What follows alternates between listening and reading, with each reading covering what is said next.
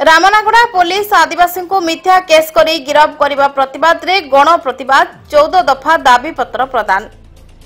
रायगड़ा जिला रामनागुड़ा पुलिस 3 जन आदिवासी को मिथ्या केस करी जेल को पठाइथिबा परे प्रतिवाद करने सह सेमानंकु तुरंत खलास करने सह अन्यान्य दाबी रे आज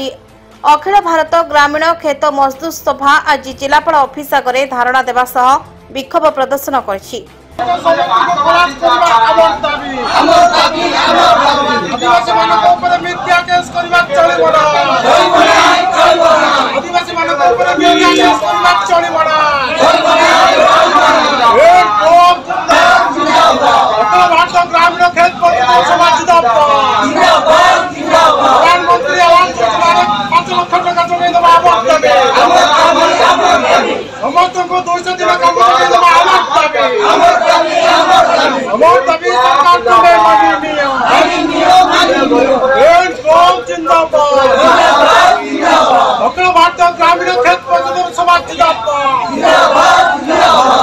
अखिल भारत ग्रामीण खेत मजदूर सभा रायगड़ा जिला कमिटीर सभापति त्रिपति गमांग नेतृत्व में शताधिक मजदूर मिलित होई रायगड़ा डाकबंगला ठारू एक शोभायात्रा करी